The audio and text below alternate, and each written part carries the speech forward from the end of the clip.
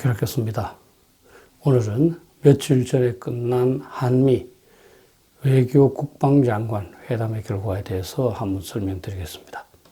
제가 제목을 한미동맹의 한국, 계륵 또는 반에서 5등이라고 한번 붙였습니다.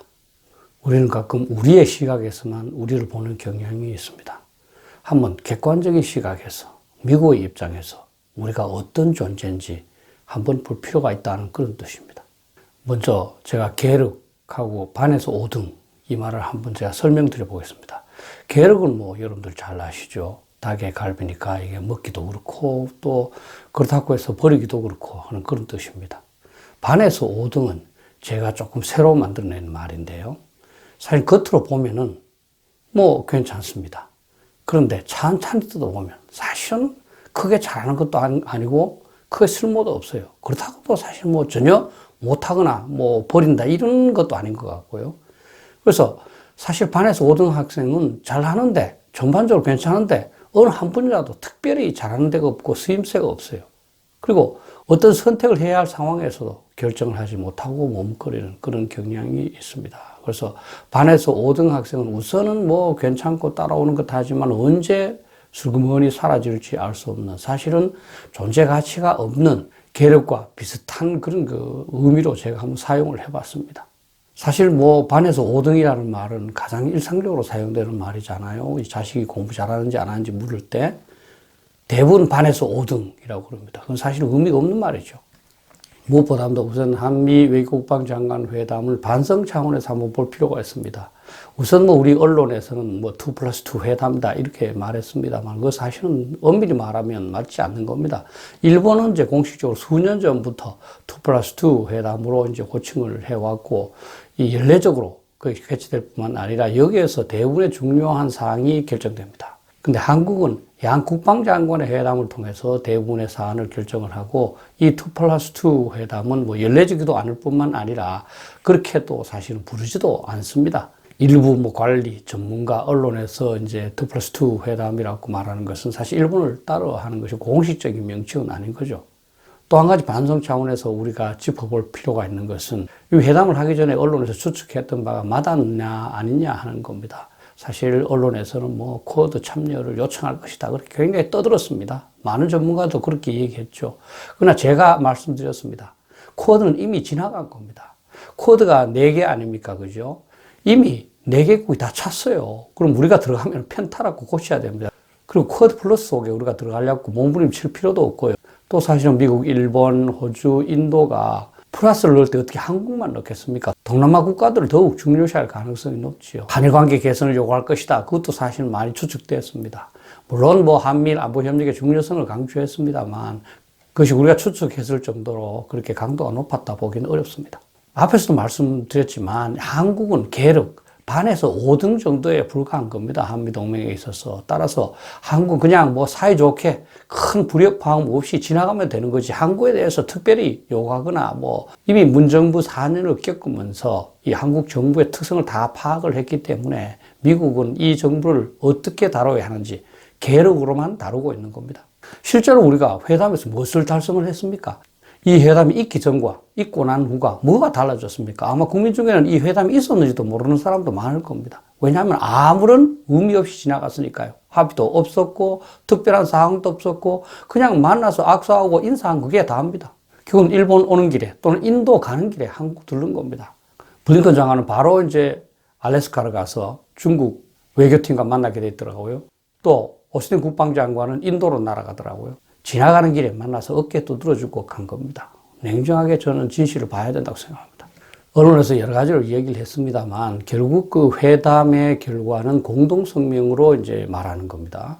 일본에서 열린 미일 2+2 회담의 공동성명을 제가 간단하게 내용을 한 말씀드려 보겠습니다. 그 내용을 보면 인도태평양 안보에서 일본은 주춧돌이다, 코너스톤이다 이런 내용을 넣었고요. 중국에 대한 비판이 상당히 지속됩니다. 중국의 강압적이고 불안정하게 만드는 행동이 국제 질서를 저해한다. 그리고 자유환경과 비행이 중요하다. 이런 사항을 넣어서 계속적으로 중국을 압박을 합니다. 그리고 중국이 자기 영토라고 생각하는 센카쿠 섬에 대해서는 미국의 안보 공약을 재확인합니다. 다시 말하면 센카쿠를 중국이 공격하면 미국이 중국을 대항해서 싸우겠다는 거죠. 그리고 홍콩 위구르 인권 문제를 거론합니다. 그리고 북한의 비핵화, 그리고 납치 일본인 문제 해결을 촉구하고 있고요. 그리고普天間미 해병대 기지의 조기 건설을 촉구하고, 그리고 한 번 더 금년 내에 2+2 회담을 실시하는 것으로 되어 있습니다. 뭔가 조금 내용이 있는 것 같지 않습니까? 서울에 열린 한미 2+2 회담 한번 볼까요? 뭐 전작권 전환을 위해서 계속 노력하겠다. 북한 핵탄도 미사일 문제가 동맹 우선 관심사다. 한미일 삼국 협력의 중요성을 확인했다. 이 뭐 있으나 마나한 말이죠. 미사여구에 불과한 거죠. 오히려 생략된 내용이 무엇이냐 하는 것을 알아볼 필요가 있습니다. 일본의 경우에는 인도태평양과 관련한 역할이 명시되어 있습니다. 그러나 우리는 없습니다. 중국에 대한 견제, 인권 문제 전혀 언급이 안 돼 있죠. 북한의 비핵화도 언급이 안 됐습니다. 참 기가 찰 노릇이죠. 우리한테 가장 중요한 사안인 북한 비핵화에 대해서 언급 자체를 하지 않고 있습니다. 사실은 실질적인 회담이라면 한미 연합훈련 문제가 어떻게든 타결돼서 포함되어야 되는 거죠. 그것도 없습니다. 여러분들께서 이번 그 한미 공동성명을 보시면 미사여구밖에 없습니다. 결국 도덕책이죠. 도덕책은 굳이 회담 안 해도 되는 겁니다. 근데 괜히 회담을 해서 문기를 빼고 놓고 아마 이런 요란만 떨었을 겁니다. 그러면 미국 입장에서는 이러한 회담을 지속하고 싶겠습니까? 제 나름대로 한번 비교한 내용입니다. 일본은 제 생각에는 반에서, 아니 전교에서 1등 학생으로 미국한테 인정받고 있는 것 같습니다. 한국은 뭐 반에서 5등이죠. 예, 개를 끼고요. 일본은 인도태평양 질서유지 차원에서 중국을 견제하고 미국과 협력하는 방향인 것 같습니다. 그런데 여기에서 한국의 역할은 없습니다. 앞에서도 말씀드렸지만 미국과 일본은 회담을 통해서 실질적인 문제를 해결하고 있습니다. 그런데 한국은 온통 미사여구만 있는 거죠. 다시 한번 말씀드리지만 여러분들이 미국의 국방 외교장관이라면 이런 회담을 계속 하겠습니까? 그 시차 극복해서 이렇게 멀리 날아왔어요. 그러니까 결국 일본 들르는 길에 인도 가는 길에 잠깐 들른 겁니다. 우리가 우리 스스로를 반에서 5등 계력으로 만들고 있는 거죠. 한 가지 여러분들께서는 별로 신경을 안 쓰겠지만 제 생각에는 굉장히 중요하다고 생각하는 게 하나 있습니다. 미일 공동성명에는 해구산에 관한 사항이 있습니다. 그런데 한미 공동성명에는 없다는 겁니다.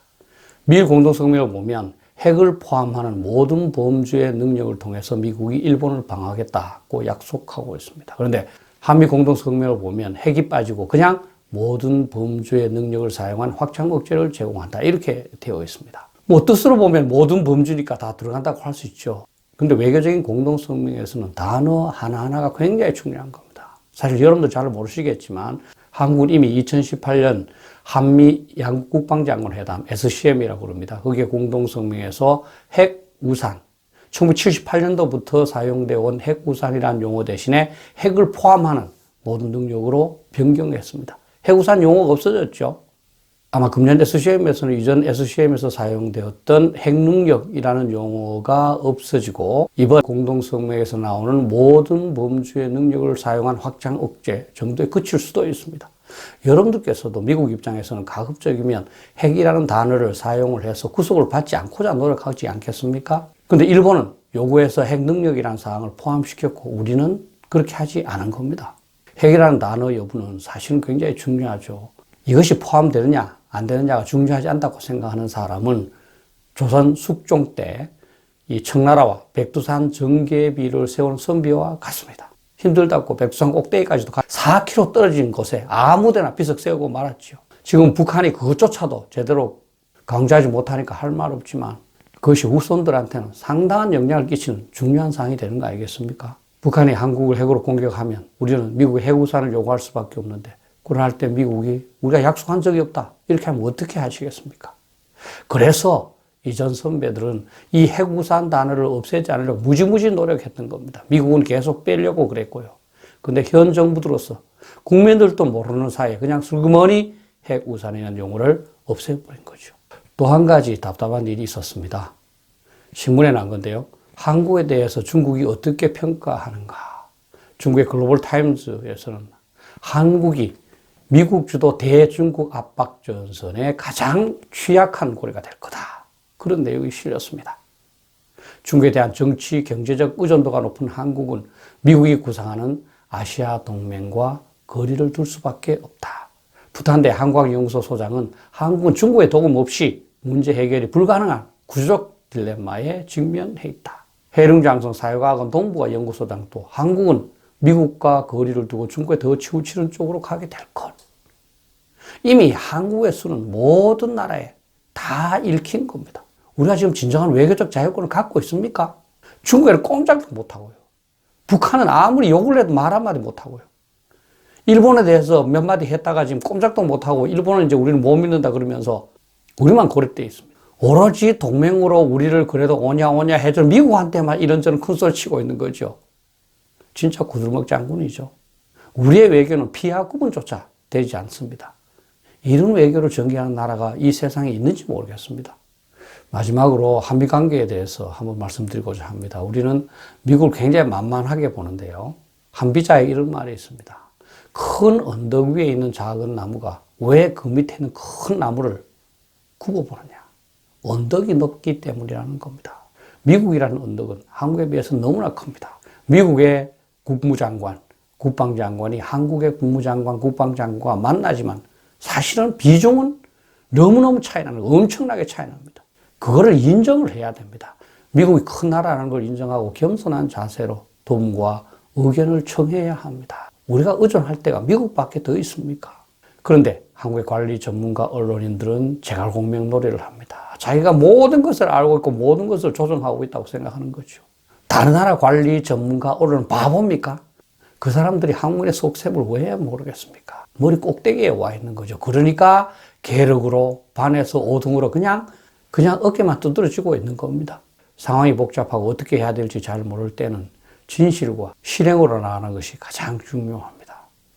미국뿐만 아니라 중국, 일본에 대해서도 진실로 대하고 실질로 부응해야 합니다.